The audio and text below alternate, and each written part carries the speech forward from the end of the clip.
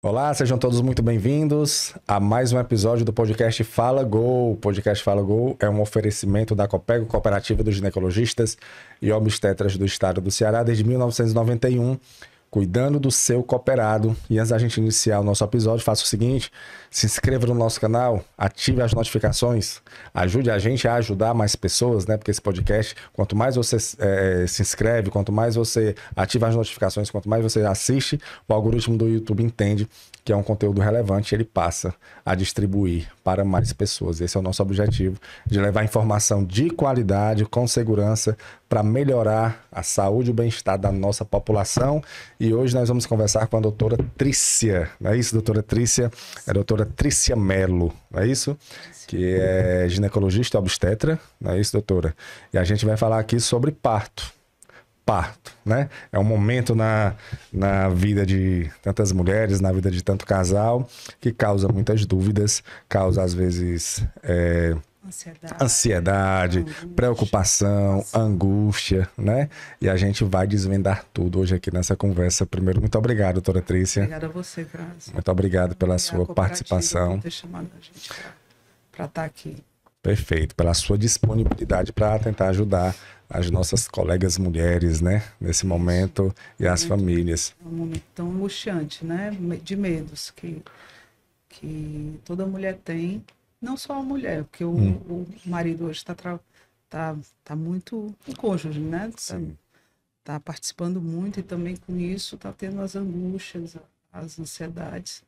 Esse momento tão lindo, tão maravilhoso na E vida tão de uma importante, pessoa, né? importantíssimo. E tão importante. E por isso é importante a gente ter um parto, um pré-natal, uma gestação de qualidade, para poder a gente ter um ser que a gente ama tanto, né?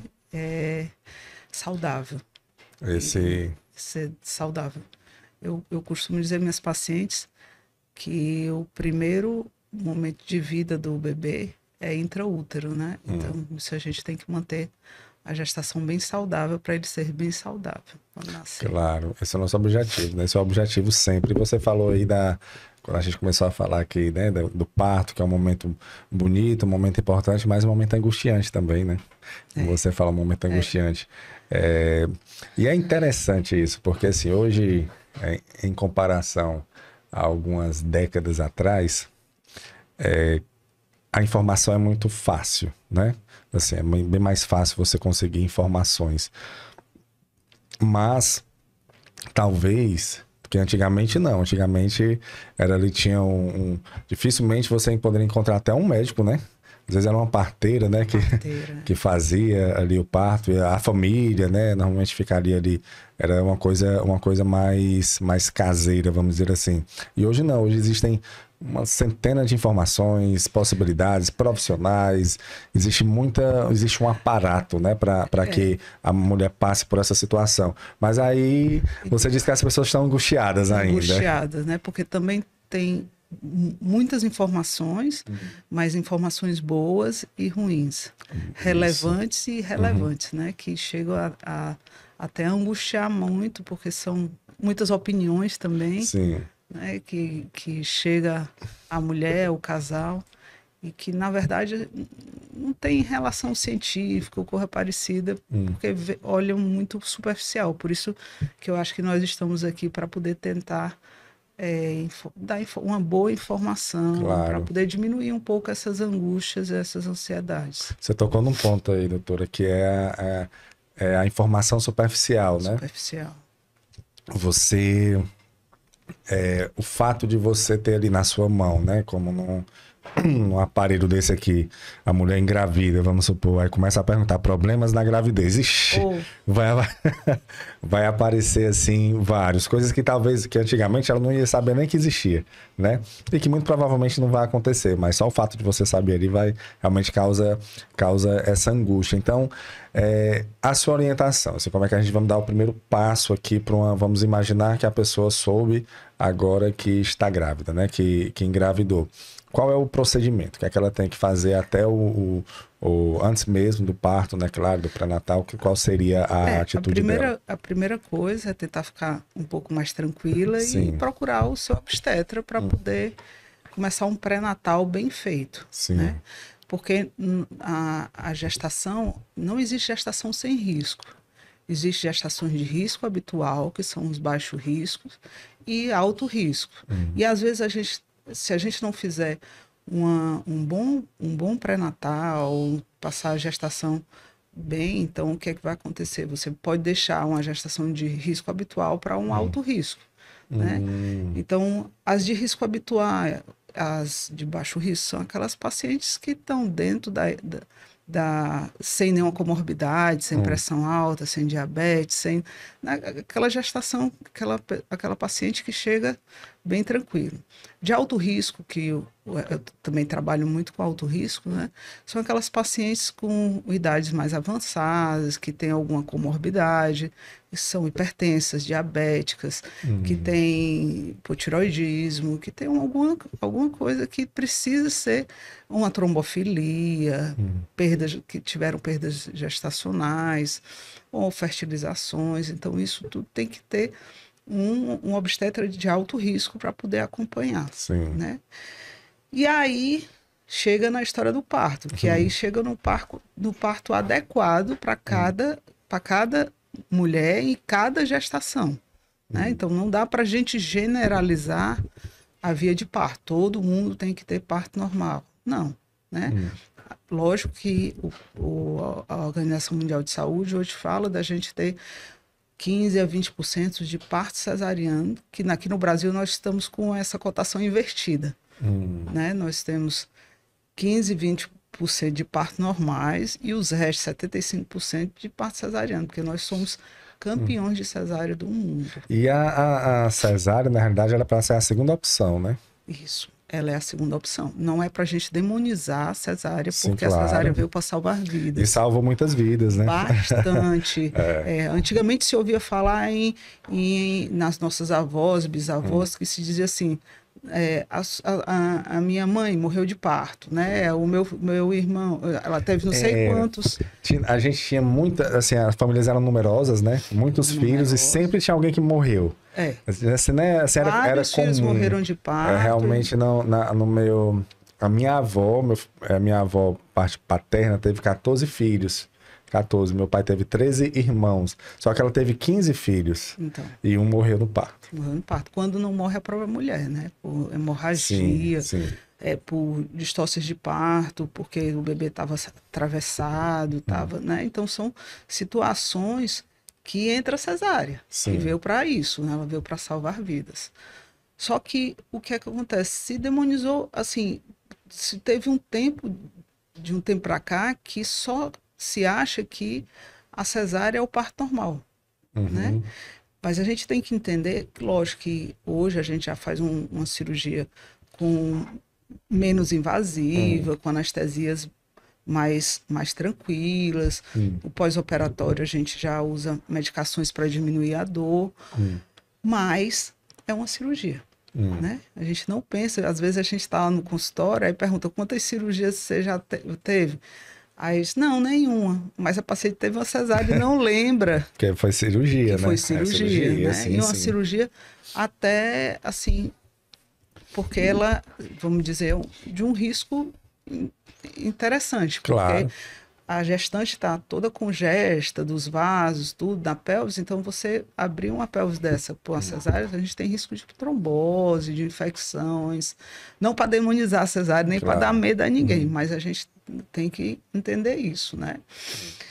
Aí o parto adequado, como a gente estava falando, né? Então, a gente tem no mundo todo tentando resgatar o parto normal, o resgate do parto normal, mas com a segurança que nós temos hoje na medicina, né? Então, resgatando o parto vertical, que até a gravidade ajuda, e a paciente não tá mais restrita ao leito, a paciente está se movimentando na posição que ela quiser parir. Eu que tenho como obstetra de me adaptar a situação que ela quer, não ela se adaptar a mim, porque naquele parto vertical que tinha, né? Horizontal. Então era bom para mim, obstetra, porque é pro profissional. Mas você estando com dor, né? Naquela posição que a gente chama de litotômica, né? Deitada, e a bacia, os ossos, tudo que vão se moldando para, né? Então isso aumenta muito mais a dor, dificulta muito a saída do bebê. Isso é física, né? Sim. Assim, a vertical. Para baixo todo santo ajuda, né? Pronto. E movimentando, né? A movimentação que elas fazem de se moldar a bacia, o bebê. Então, isso com a monitorização, né? Você tá ali vendo a frequência cardíaca, estando próximo da mãe para poder a gente pegar algum risco, alguma coisa no parto o mais breve possível, para poder ir para o hospital, como você estava me perguntando, né?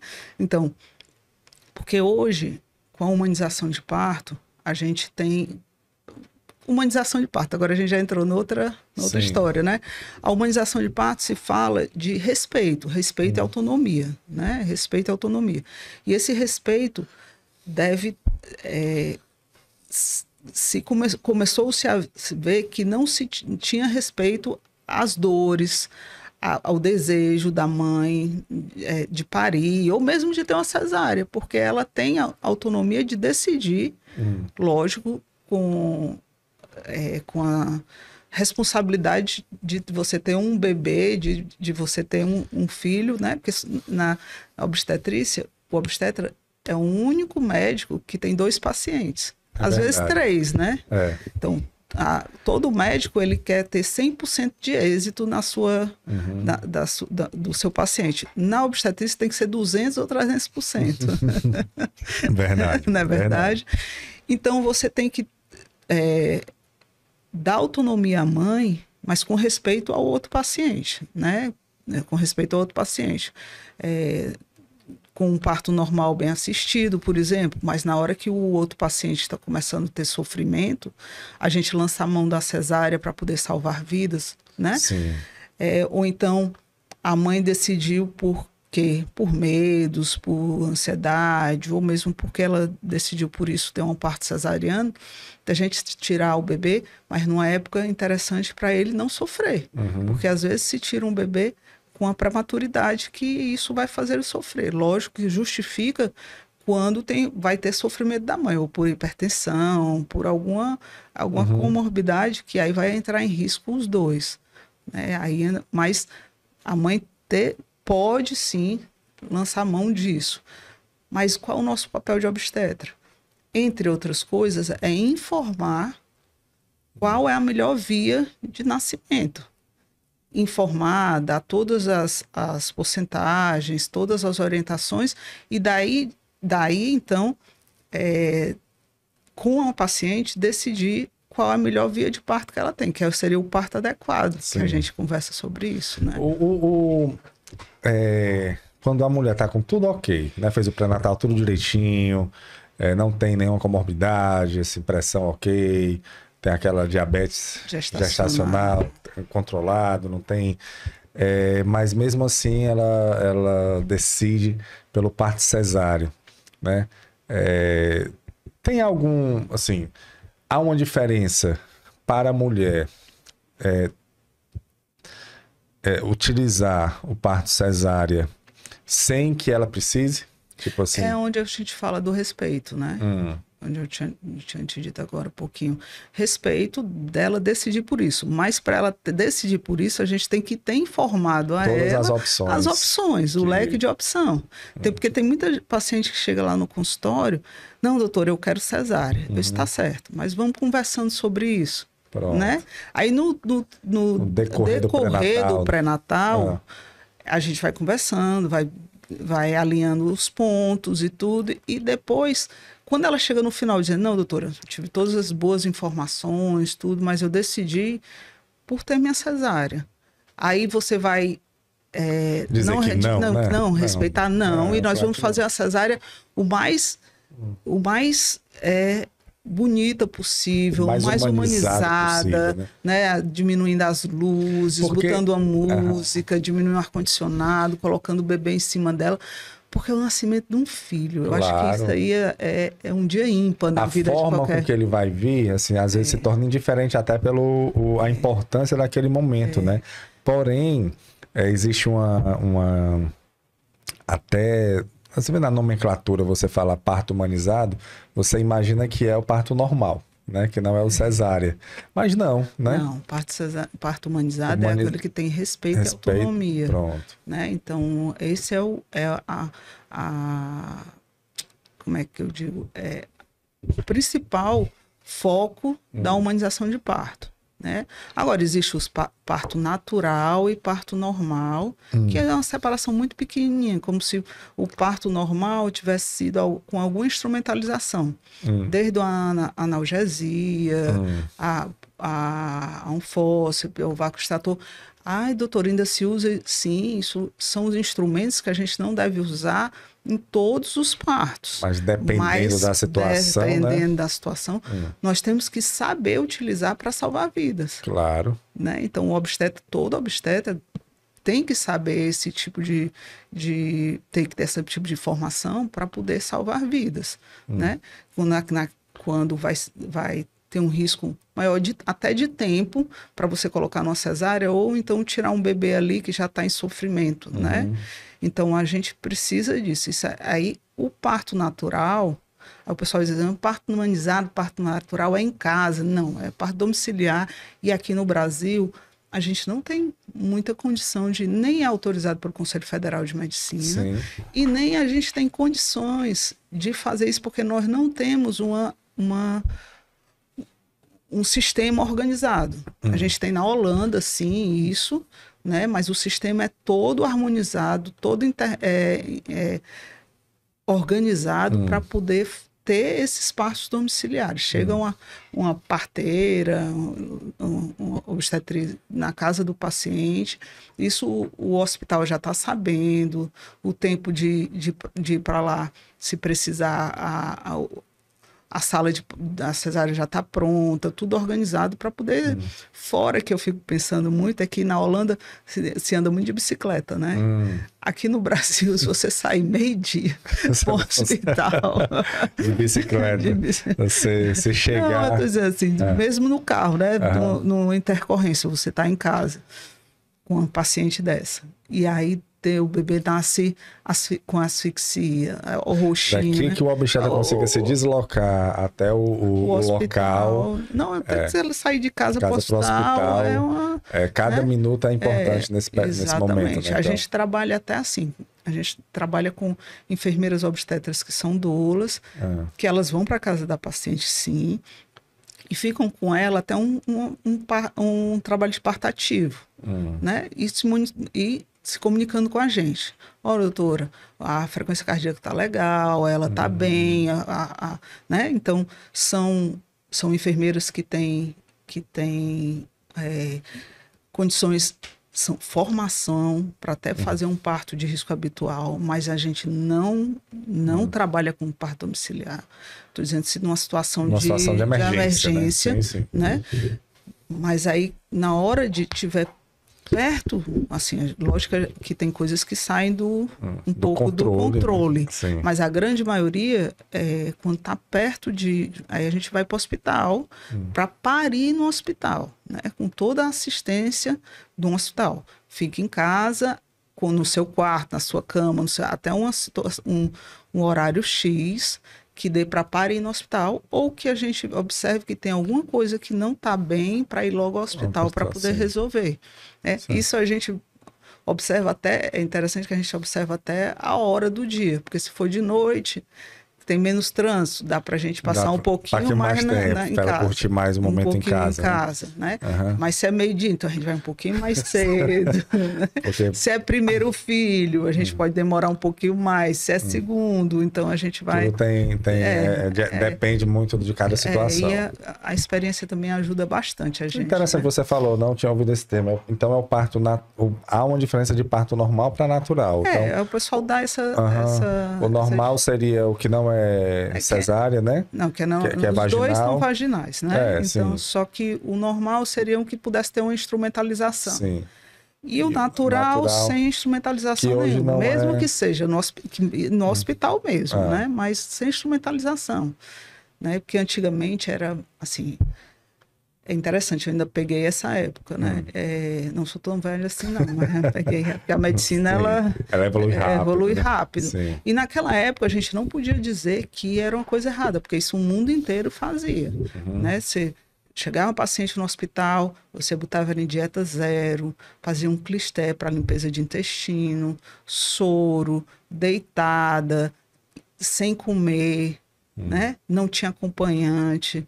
Isso eram todas as pacientes. Né? Aí já se colocava ocitocina em todas as pacientes. A ocitocina, qual é a função dela? A função a real função dela é você corrigir uma distócia motora. Distócia motora é quando as contrações elas não estão naquela frequência, na frequência regular que a gente precisa ter para o parto. Só que se usava ela para acelerar os partos todos, independente de quem estava certo ou errado. Certo. Não tinha uma filtragem. Uma filtragem. Era o padrão. Era padrão para todo mundo igual. Isso é que é o errado. Então, se voltou aí onde se fala da humanização de parto, a paciente ficava deitada, né? Não tinha direito nem a gritar. Puxa, você está sentindo dor? Qual o problema de você gritar? Não podia gritar? Não, porque... E como era que segurava o grito da... Não, é porque era agredida. É mesmo? Era agredida. Olha, se cale, não precisa desses gritos. Agredida verbalmente, né? Você era pressionada a não sofrer, né? Não sofrer. Sofrer calado, né? Sofrer ali em silêncio. Sofrer calado. Aí é tanto que o pessoal começou a utilizar, que é interessante, que a dor do parto é sofrimento, né? Porque se sofria mesmo. Sim. Só que a gente precisa entender que a dor... Não estou dizendo que não dói. Eu estou te dizendo que dói, mas vai dependendo do ângulo que a gente vê.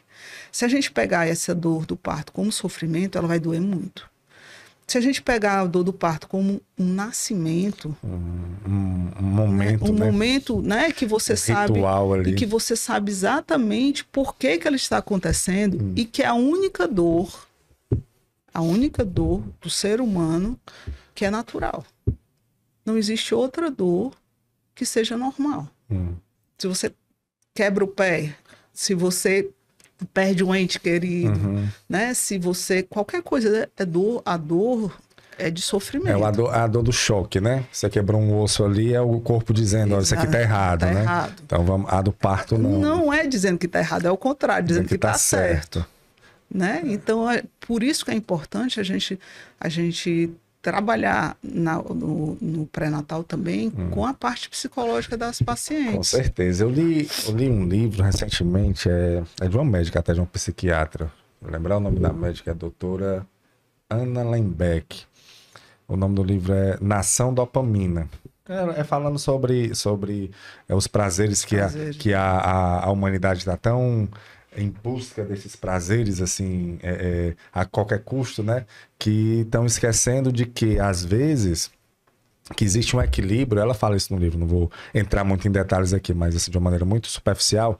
Ela diz que tem que existir uma balança que equilibre a dor e o prazer, o sofrimento e o prazer. Quando você só tem prazer, você está indo contra o equilíbrio da balança. Aí acaba que muitos não conseguem sustentar e entram em depressão, entram em ansiedade, ficam tristes e ficam querendo consumir mais, né?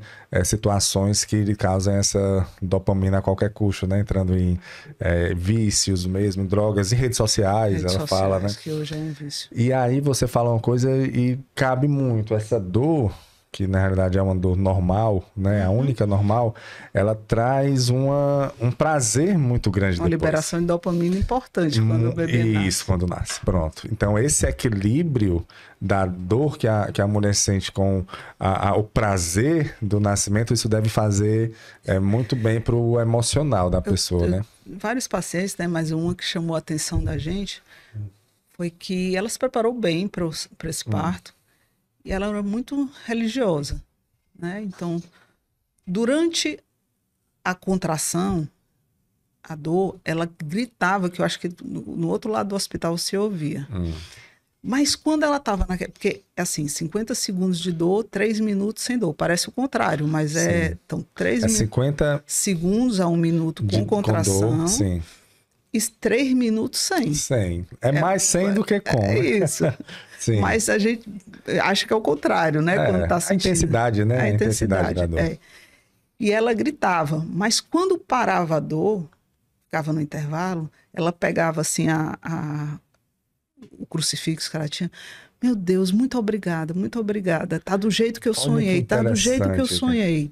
Que eu sempre sonhei. Aí vinha a contração. E depois a mesma agradecimento. Era pronto. Aí entra essa questão, muito bem, do equilíbrio, né? Assim, aquela dor, mas que... E ela dá até exemplos. Olha, interessante a gente falar sobre isso. Que ela dá exemplos, que ela teve um paciente que ele tinha um vício acho que era cocaína.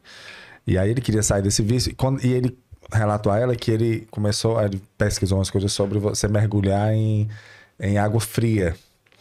E aí os benefícios disso e tal. E aí quando ele mergulhava, que doía ali aquela dor dos primeiros segundos, né, primeiros minutos, depois o corpo se acostumava. E quando ele saiu, ele tinha uma sensação durante o dia tão boa que ele não conseguiu mais, ele ficou meio que viciado nisso até. Ele disse que começou a ter que moderar porque ele estava se viciando, porque o corpo ele sentia aquela dor, a dor e depois mas depois vinha a liberação. E ela deu vários exemplos, por exemplo, você fazer academia, né?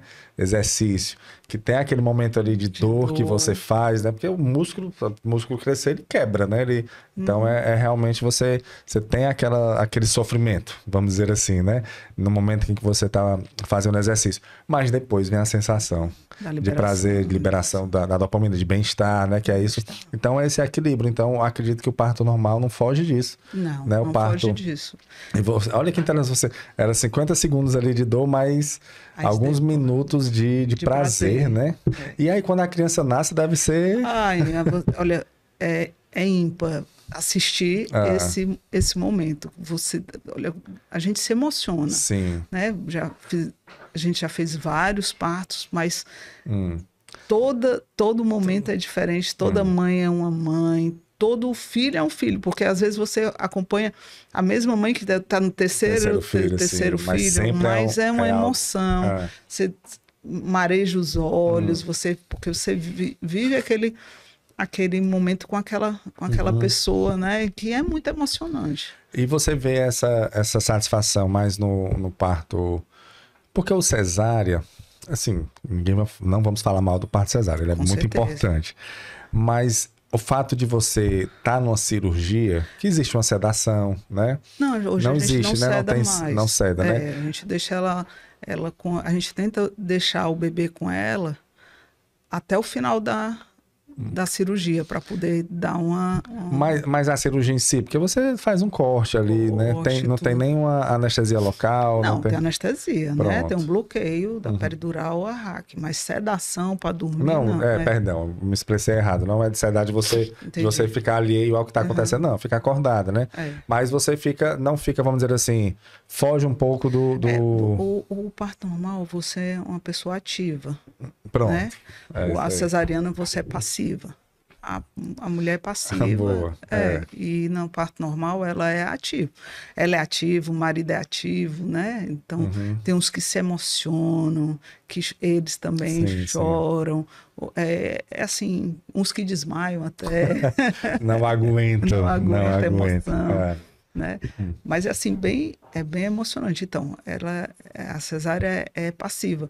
Mas a gente tenta o máximo que ela tente participar disso, né? A gente bota uma musiquinha, uma penumbra, mesmo na cirurgia, né?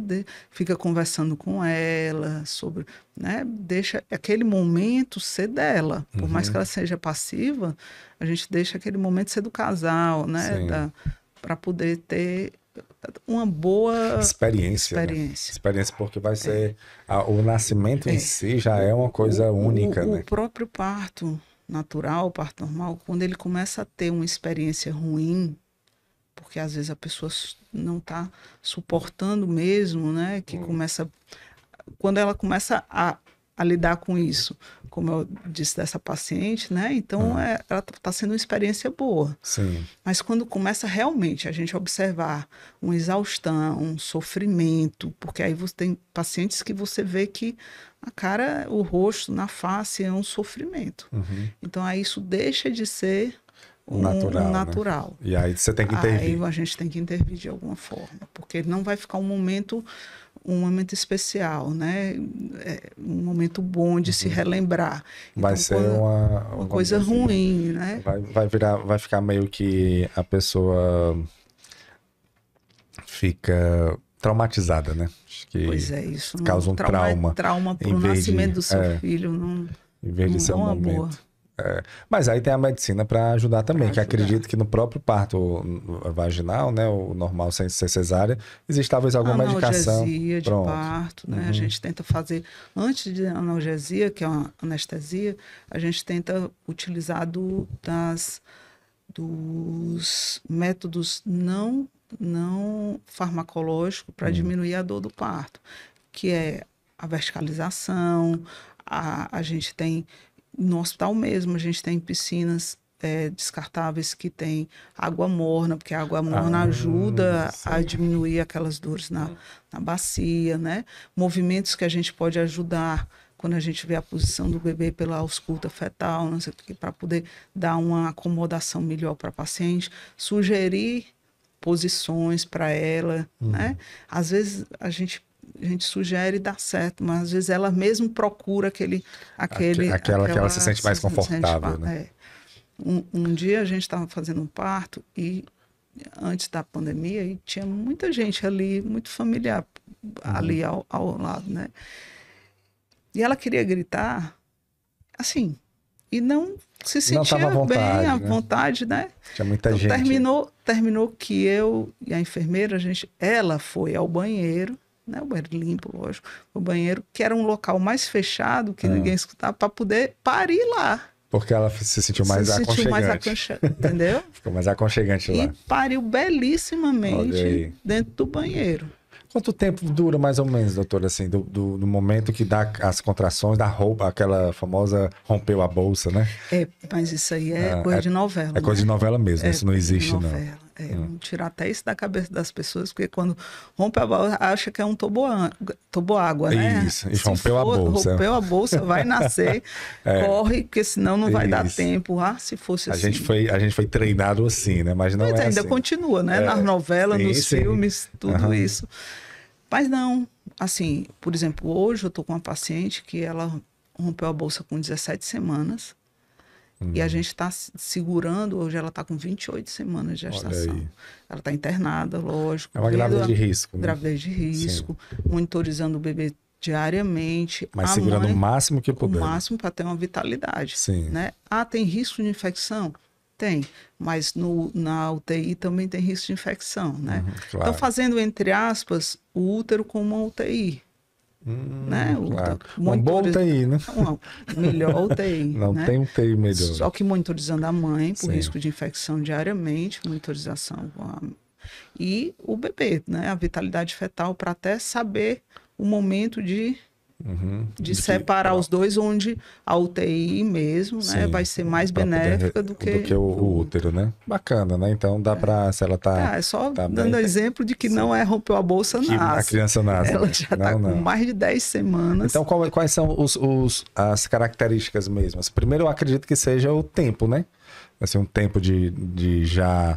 Que são normalmente quantas semanas? A média, assim, que a criança nasce. A gente tem uma gestação gestação prematura, pré-termo, abaixo de 36 semanas e 6 dias. Certo.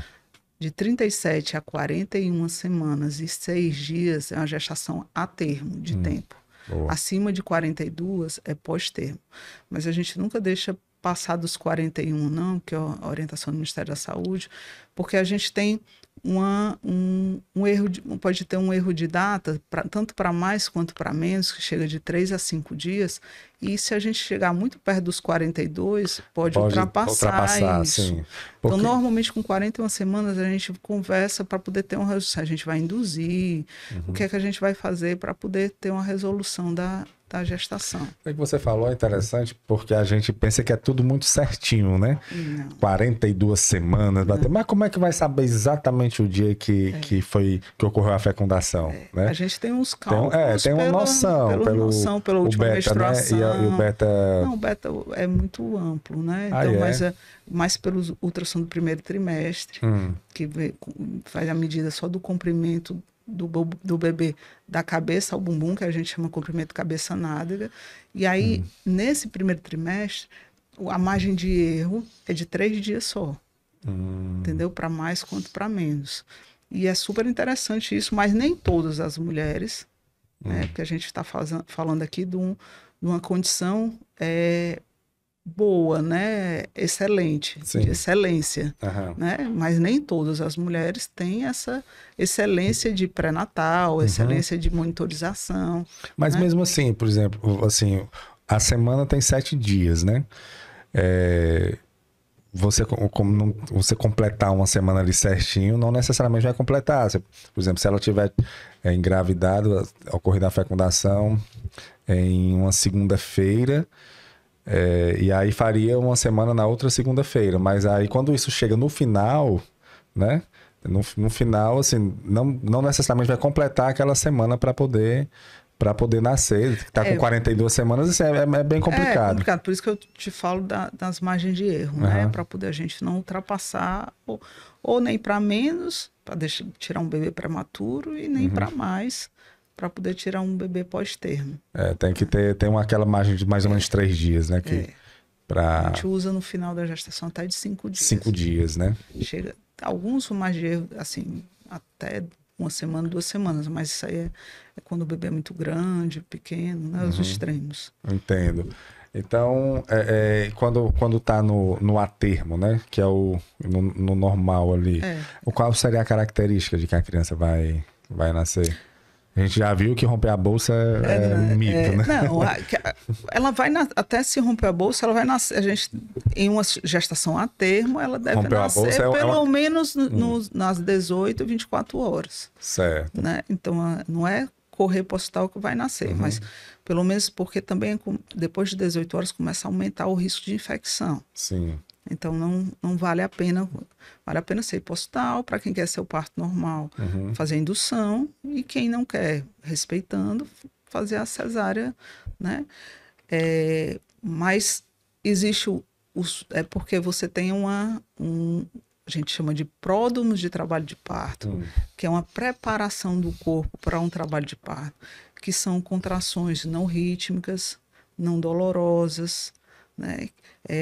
Às vezes vai sair um tampão mucoso, que é uma secreção vaginal que parece uma clara de ovo, e às vezes vem com raiozinhos de sangue, que é porque está trabalhando o colo uterino, né? Isso vai vindo. Isso pode demorar quanto tempo? Pode ser 1 semana, 2 semanas, como pode ser também naquele dia que as coisas vão acontecer.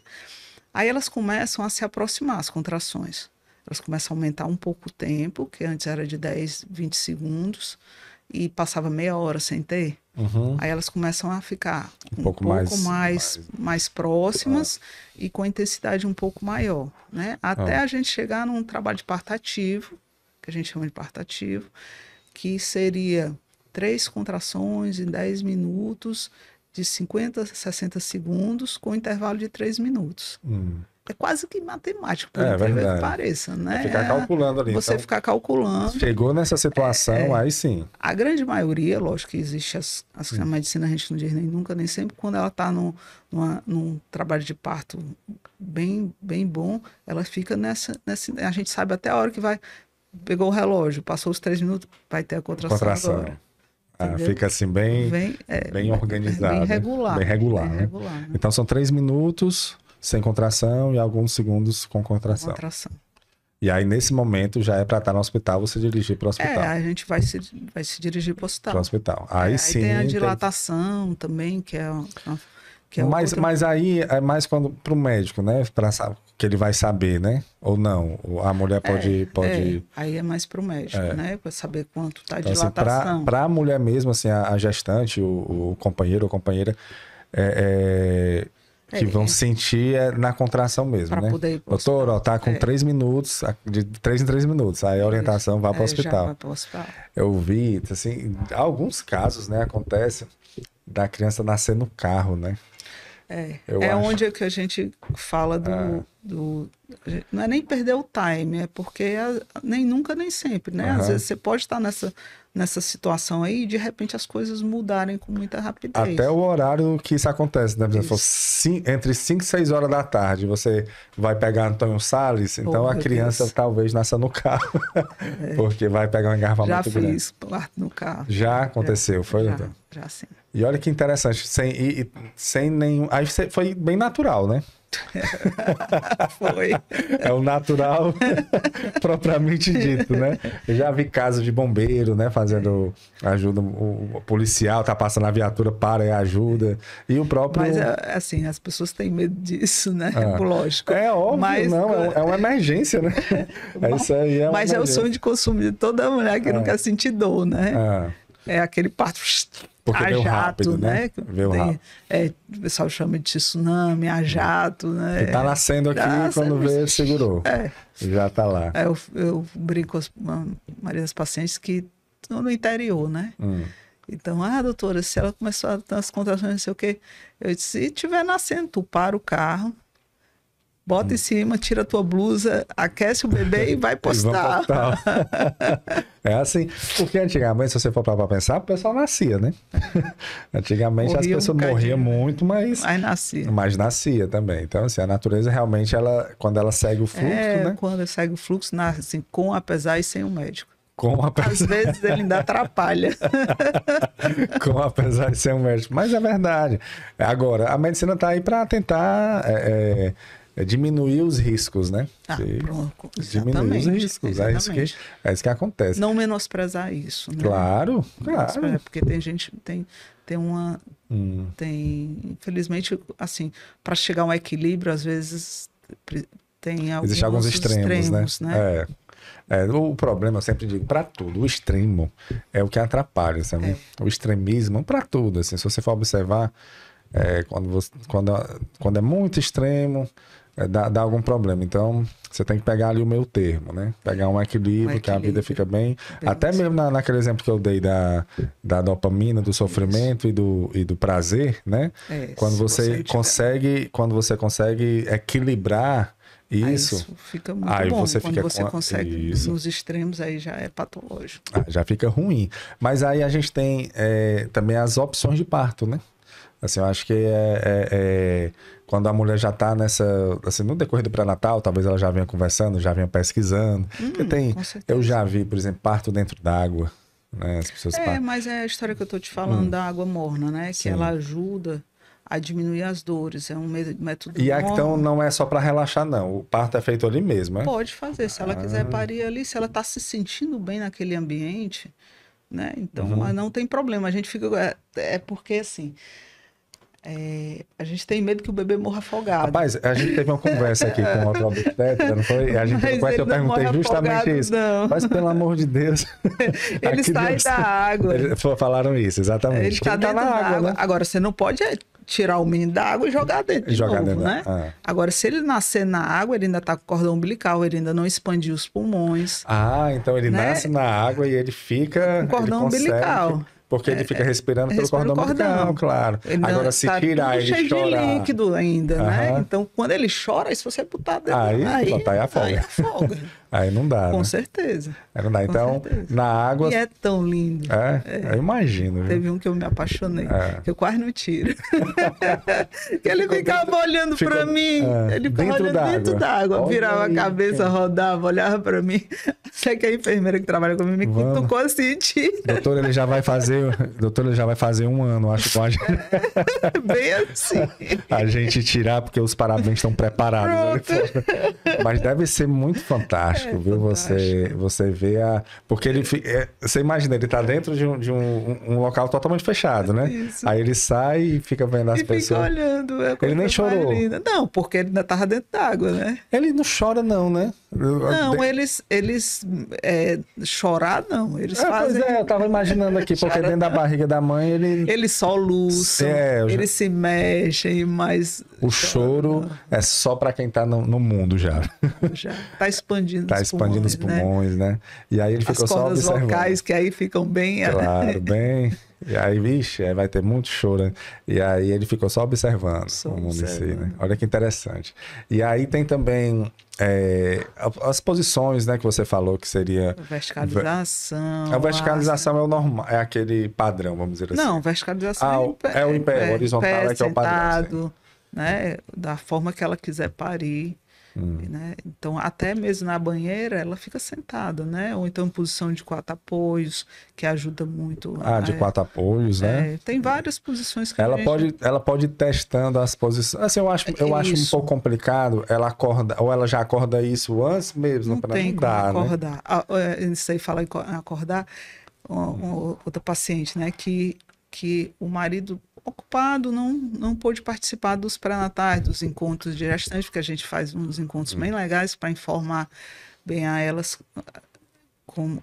dar todos esses tipos de informação. E quando ela entrou na banheira, a esposa, né? Ele foi ali no cantinho e me chamou, doutora.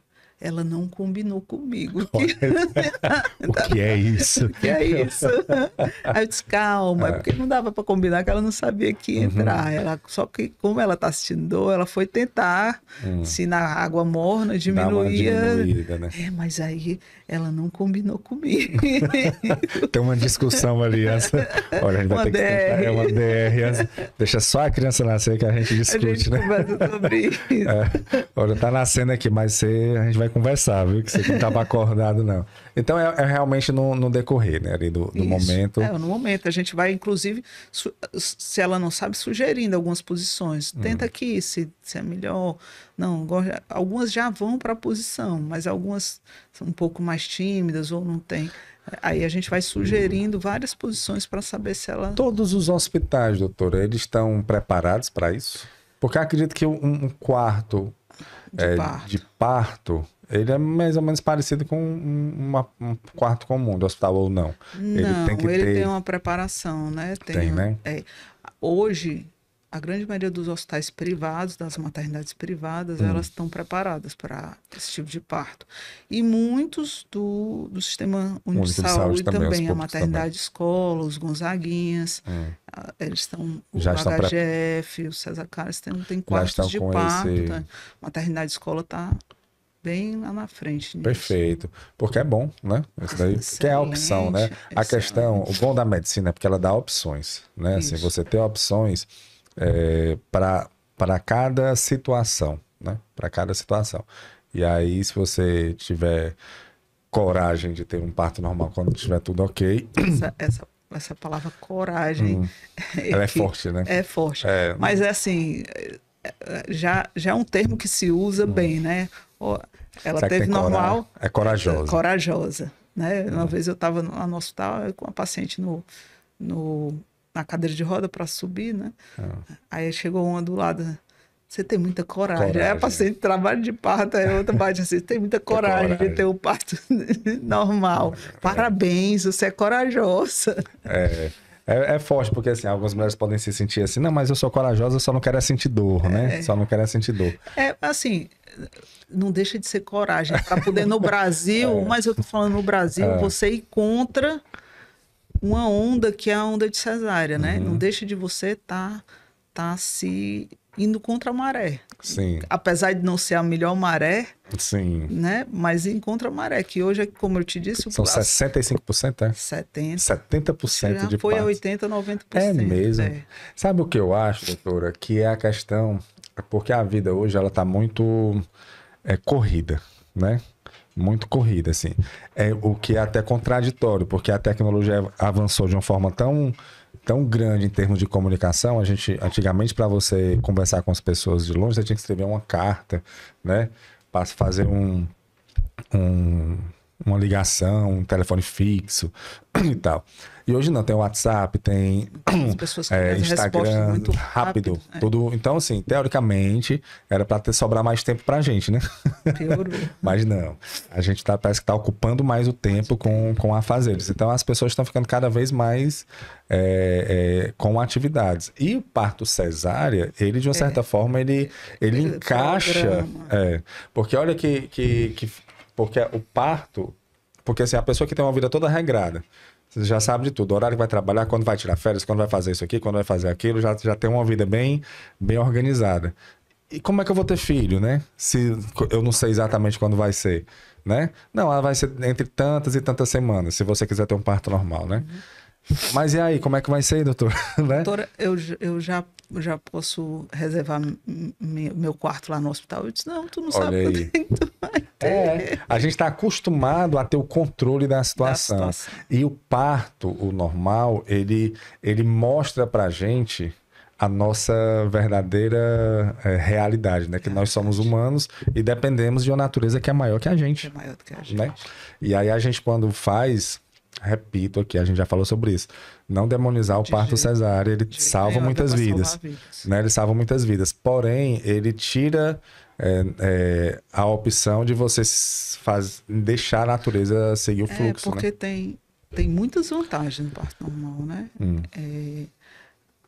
A amamentação, o leite, a queda do leite branco, que é da amamentação, ela cai logo, diminui os riscos de diabetes, problemas respiratórios, então melhora a imunidade do bebê, da própria mãe. Da mãe também, né? Então, são várias, se eu for falar aqui, são N vantagens para ter o parto normal. Em relação à criança e à mãe. Inclusive foram feitos trabalhos, né, de mulheres que estavam parindo parto cesariano e tentaram tirar a microbiota vaginal e passar no bebê ou na mãe para poder ver se melhorava, se tinha todas essas vantagens que tem da respiratória, imunidade. Eu não entendi. Fizeram no parto cesárea? Cesariano, se pegava a secreção vaginal da mãe. Porque no parto vaginal ele passa pela vagina, entendi. Né? E aí recebe essa substância. Mas no cesárea tira e não dá essa possibilidade. É estéreo, né? Então tentou-se trabalhos de fazer isso, passar no bebê, para ver se melhorava a imunidade, diminuía os riscos de diabetes, de N coisas, sim, mas se viu que não tinha essa é só mesmo passagem. Eu acho que são algumas substâncias que liberam no momento ali dessa passagem. Várias. Né? E aí o pessoal diz assim, porque é moda o parto normal. Eu brinco dizendo que a moda veio lá de Adão e Eva, né? É uma moda que não sai da moda, né? Então, porque... Veio lá de Adão e Eva. Veio de lá e tem também o pós-operatório, né? Porque o pós-parto, porque... você faz a cesárea, é uma cirurgia, né? Então, a dor vem depois. Né? A dor vem depois e dividida em dias, né? E no normal, não. Eu já vi mulheres que têm parto normal e algumas horas depois estão andando.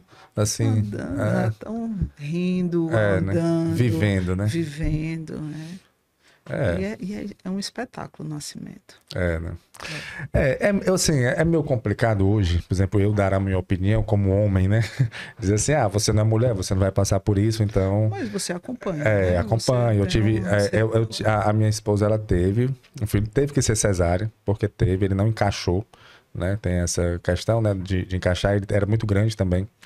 Então, assim, foram algumas... Mas a gente queria. Inclusive, ela queria... a gente fez tudo para que fosse, mas para não ter risco nem para ela nem para a criança, aí entra a questão do parto adequado. Né? Assim, a gente conversando aqui, eu lembrando, né, que realmente as opções que são dadas, e quando diz, a melhor situação é assim, por causa disso. Então, a gente... quando a gente quer, como a gente estava falando sobre gestação de risco habitual, e a gente não transformar isso em alto risco, né? Sim. Porque, assim...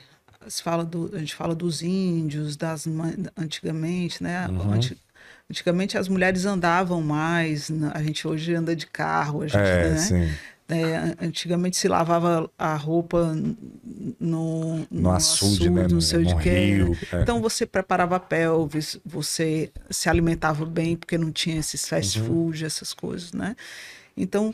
Você era mais próximo à natureza, né? Isso, você era mais próximo da natureza. Então, por mais que tivessem gestações de alto risco e que se morria muito, mas mesmo assim tendia-se a ter mais qualidade de partos, vamos dizer assim, sim. né? Mas em relação ao parto, assim como assim, a gente não eu acho esse dado alto, né? 70% de cesárea. Ainda, né? É porque a gente está tentando diminuir um pouco, né? 70%. E eu acho que, bom, essa nossa conversa que nós tivemos aqui, justamente para esclarecer, né? Que não é um bicho de sete cabeças também o parto normal, né? Não. E traz benefícios, né? Bastante. Traz tantos benefícios, né, doutora? Benefício.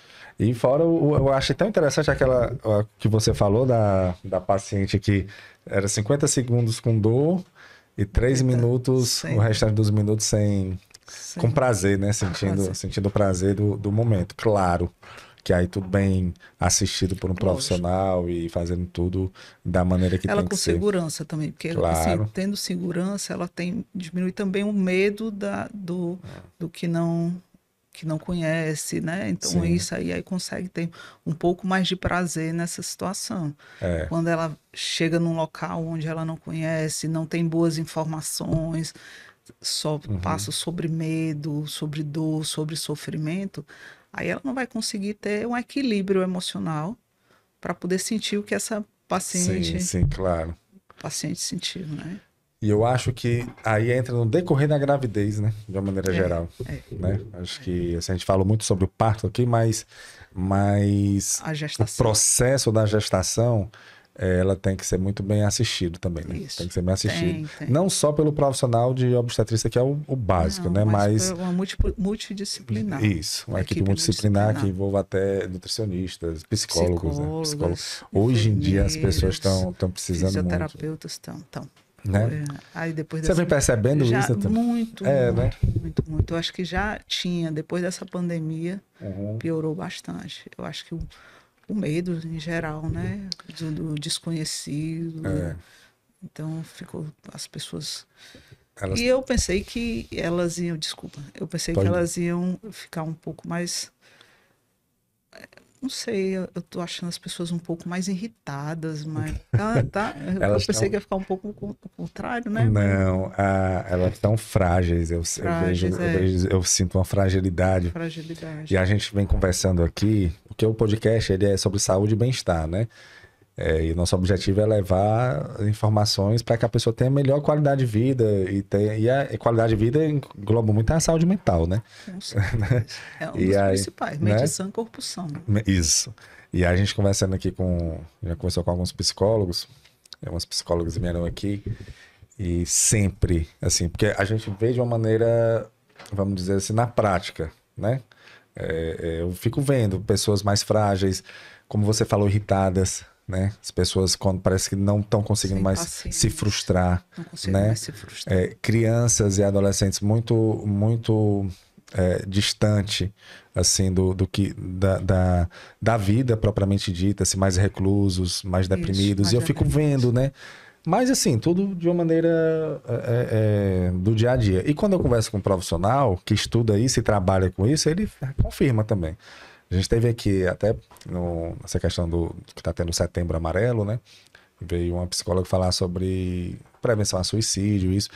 E ela falou um dado, tá no podcast, que a gente já divulgou, que aumentou o número de suicídio de jovens de 17... Foi de 17 a 19, não, de 15 a 19. Foi de 15 a 19 anos.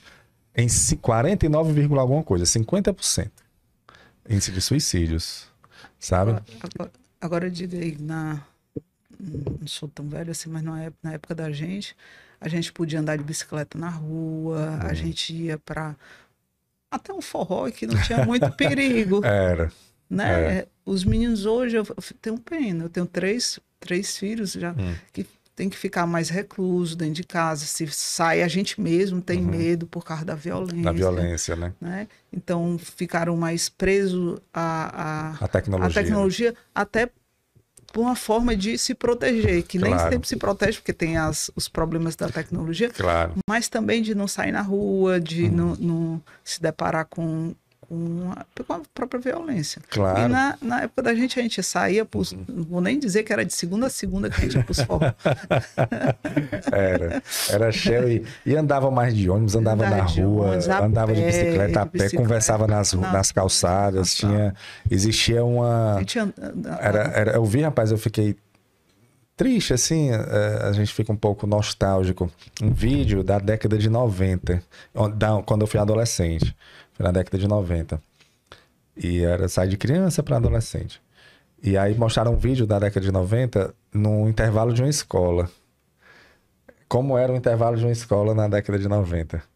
E aí eu me lembrei, né? Lembrei da época. Ninguém com celular, as pessoas conversando, sabe? Brincando, conversando.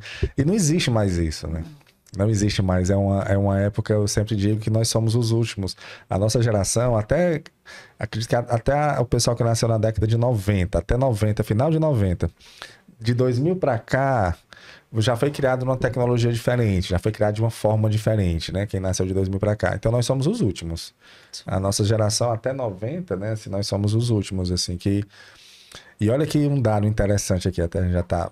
para finalizar aqui o podcast, mais um dado interessante. Essa geração que está vindo agora pela primeira vez, desde que começaram a contabilizar o índice de QI, que a geração que chega sempre tem um QI maior da geração que vai. E pela primeira vez, inverteu. A geração que está chegando tem um QI menor do que a geração anterior. A nossa geração tem um QI maior do que a geração que está vindo. Isso é bem preocupante. Né? Porque a lógica está sempre evoluindo. Né? Existe a natureza, né? Se você vai substituindo por algo melhor, tem que ser assim, né? E eu não sei como vai dar. Nós somos a última geração que... Os últimos moicanos. Somos a última geração que viu o mundo como ele foi e que nunca mais vai voltar. Né? Assim, a gente pegou essa reta final aí. Porque agora, daqui para frente, eu não sei como vai ser. Com essa inteligência artificial, né? Com a facilidade muito grande ele deixando as pessoas sempre com muitas opções de lazer, de prazer, de tudo, e afastando as pessoas de sentimentos básicos como frustração. As crianças são criadas hoje... Isso não sou eu que estou dizendo. Nas conversas que a gente teve aqui com as psicólogas falaram isso. Essas pessoas... as crianças estão sendo criadas sem frustração. Então, como é que vai ser? Né? Que frustração faz parte da vida. Mas, enfim. Enfim, a gente está finalizando aqui, doutora Trícia. Nosso assunto foi sobre parto, muito bom. Se você tiver mais alguma coisa para acrescentar, deixar uma mensagem final. A mensagem final como diria Michel Dan, que é um grande estudioso de parto, né? De vida, de humanização. Para você mudar o mundo, precisamos mudar a forma de nascer. A forma de nascer. Para mudar o mundo, é preciso mudar a forma de nascer. Olha que interessante. E ele é um estudioso justamente disso. É francês ele, mas ele anda muito aqui no Brasil estudando as tribos indígenas, que de qualquer forma é uma forma mais primitiva de nascer, né? Aí se colocando o índio, ele pare de coca, ele ele sai da tribo para um canto mais tranquilo, quando vai parir, às vezes vai para dentro do rio, da lagoa, para poder, por causa das dores, né, aqui na água. Então, a forma de nascer, para mudar o mundo, precisamos mudar a forma de nascer. A forma de nascer. Perfeito, profundo, viu? Profundo, doutora Trícia. Muito bom. Eu vou deixar aqui o seu Instagram.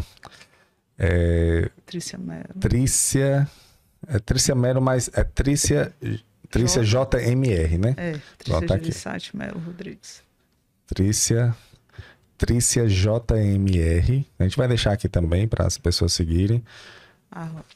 Trícia. Tem aqui várias postagens, né? Você tá bacana. Então segue a doutora. É uma história de família, né? Meu pai é obstetra. O Meu irmão é outro que esteve aqui também, né? Bom, pronto, tá em família. Em família, perfeito. O pai diz que é Pai, Filho e Espírito Santo. Perfeito. Pois, doutora Trícia, muito obrigado, viu? Muito obrigado mesmo pela sua participação. Eu sou muito tímida. Não, foi muito boa a conversa. Você me colocar em conversa, né? Porque se fosse só pra estar... Não, foi um prazer conversar com você, tá bom? Você que nos acompanhou, muito obrigado, pessoal. Muito obrigado pela sua participação. Esse foi o podcast, mais um episódio do podcast Fala Gol. É um podcast oferecido pela Copego, Cooperativa dos Ginecologistas e Obstetras do Estado do Ceará. Saúde e paz para todos e até a próxima, se Deus quiser. Amém.